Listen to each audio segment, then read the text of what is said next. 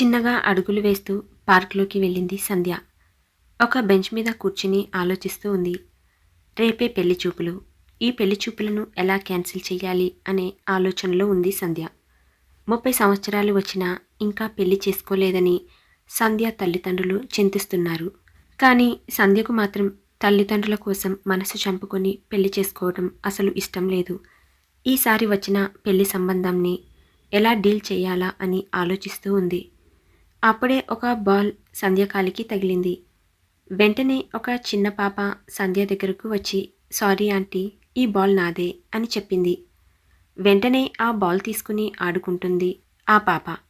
కల్మషం లేని ఆ పాపను చూసి, తన నవ్వులు చూసి సంధ్య మనసుకు ప్రశాంతంగా అనిపించింది. వెంటనే ఆ పాప దగ్గరకు వెళ్ళింది సంధ్య. నీ పేరేంటమ్మా అని ఆ పాపను అడిగింది. ఆంటీ, నా పేరు స్వీటీ అని చెప్పింది ఆ పాప. నువ్వు డైలీ పార్క్కి వస్తావా అని అడిగింది సంధ్య. అందుకు స్వీటీ, నేను రోజూ వస్తాను. నాకు పార్క్లో ఆడుకోవడం అంటే చాలా ఇష్టం. అందుకే నేను మా అమ్మతో రోజూ పార్క్కి వస్తాను అని చెప్పింది స్వీటీ. స్వీటీకి 5 సంవత్సరాలు ఉంటాయి. కానీ చాలా తెలివిగా మాట్లాడుతుంది.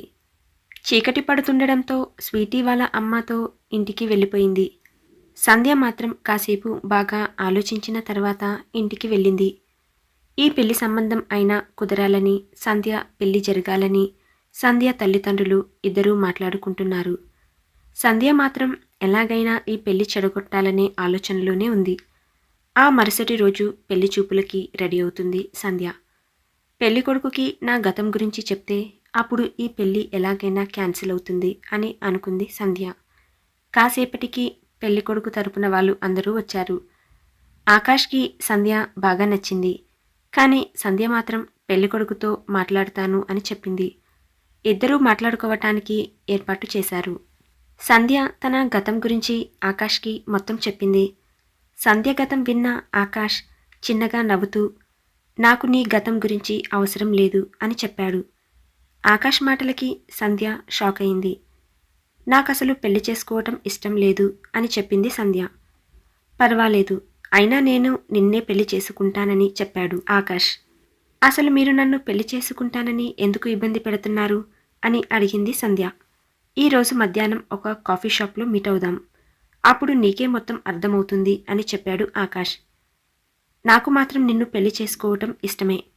నిన్ను పెళ్లి చేసుకోవటానికి నేను ఎన్నో సంవత్సరాల నుంచి ఎదురు చూస్తున్నాను అని చెప్పి వెళ్ళిపోయాడు ఆకాష్. సంధ్యకు ఏమీ అర్థం కాలేదు. ఆకాష్ ఎందుకు ఇంత పట్టుదలతో ఉన్నాడు? అన్ని విషయాలు తెలుసుకోవాలంటే ఈరోజు ఆ కాఫీ షాప్లో ఆకాష్ని మీట్ అవ్వాలి అనుకుంది సంధ్య. అమ్మాయి నాకు బాగా నచ్చింది, పెళ్లి ఏర్పాట్లు చేయండి అని చెప్పాడు ఆకాష్. పెళ్లి సంబంధం కుదిరింది అనే సంతోషంగా ఉన్నారు సంధ్య తల్లిదండ్రులు. సంధ్య మాత్రం ఆకాష్ని కలవటానికి ఆలోచిస్తుంది. 1 గంట ముందే కాఫీ షాప్కి వెళ్ళింది. ఆకాష్ కంటే ముందుగానే వచ్చి కాఫీ షాప్లో వెయిట్ చేస్తూ ఉంది సంధ్య. సంధ్యను చూసి ఆకాష్ నవ్వుతూ వచ్చాడు. నవ్వుతూ వస్తున్న ఆకాష్ని చూసి కోపంలో ఉంది సంధ్య. ఇంత లేటుగా వస్తే ఎలా అని అడిగింది సంధ్య. నేను చెప్పిన టైంకే వచ్చాను, కావాలంటే టైం చూసుకో అన్నాడు ఆకాష్. నాకు అసలు పెళ్లి చేసుకోవటమే ఇష్టం లేదు. మరి నన్ను పెళ్లి చేసుకోవటానికి గల కారణం ఏంటో చెప్పు. నాకు ఒక లవ్ స్టోరీ ఉంది. నేను మోసపోయాను. అందుకే నేను అసలు పెళ్లి చేసుకోకూడదు అని నిర్ణయించుకున్నాను అని చెప్పింది సంధ్య. నాకు కూడా ఒక లవ్ స్టోరీ ఉంది మేడం. నేను ఒక అమ్మాయిని ప్రేమించాను. నేను ప్రేమించానని తనకే తెలియదు అని చెప్పాడు ఆకాష్. అలా అయితే ఆ అమ్మాయిని పెళ్లి చేసుకో. కావాలంటే నీకు నేను హెల్ప్ చేస్తాను అంది. నేను వచ్చిన పని అయిపోయింది, ఇక నేను వెళ్తాను అంది సంధ్య. ఎక్కడికి అన్నాడు ఆకాష్. నేను ఇక్కడికి వచ్చింది పెళ్లి క్యాన్సిల్ చేయడానికి. ఎలాగో నువ్వు ఒక అమ్మాయిని ప్రేమించావని చెప్పావుగా.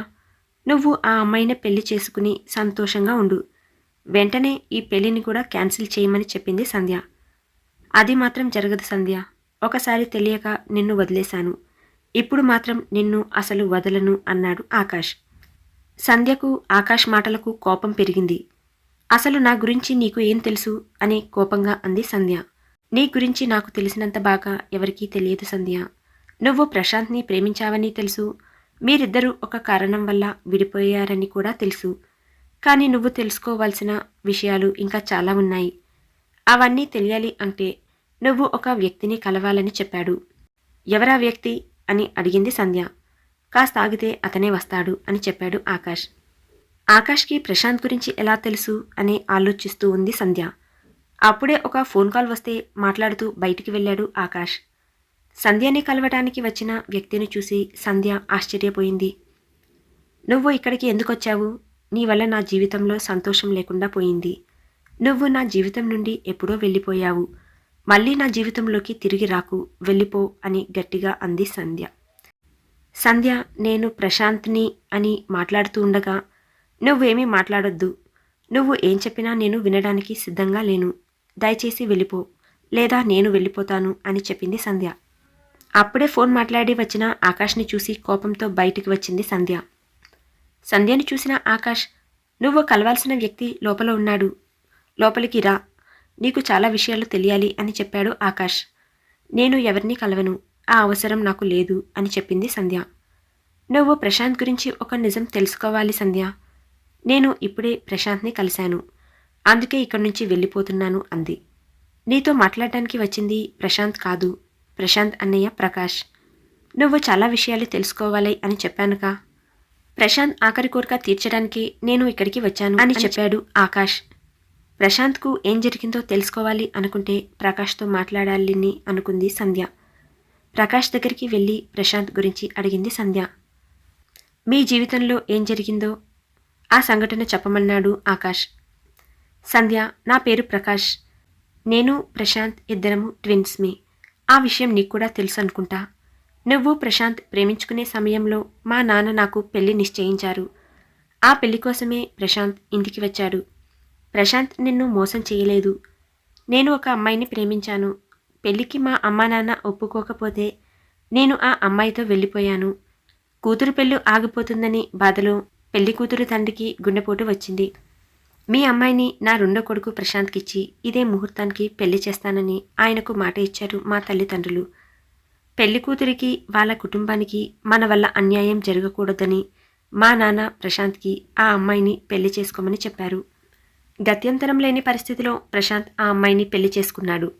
నా తండ్రి పరువు కోసం ప్రశాంత్ ఆ పెళ్లి చేసుకున్నాడు. నేను చేసిన తప్పుకి నువ్వు ప్రశాంత్ ఇద్దరూ విడిపోయారు. అంతేకాని ప్రశాంత్ నిన్ను మోసం చేయలేదు. ప్రశాంత్ ఈ విషయం నీకు ఎప్పుడో చెప్పాలి. కానీ 7 సంవత్సరాల్లో ప్రశాంత్ నీకు చేసిన మోసానికి పశ్చాత్తాపంతో ఈ ఉత్తరం రాశాడు. ఇప్పుడు నిన్ను కలవటానికి కారణం ఈ ఉత్తరం. ఇది ప్రశాంత్ రాసిన ఉత్తరం. ప్రశాంత్కి ఏమైంది అని అడిగింది సంధ్య. ప్రశాంత్ నీ గురించి తెలుసుకుని బాధపడ్డాడు.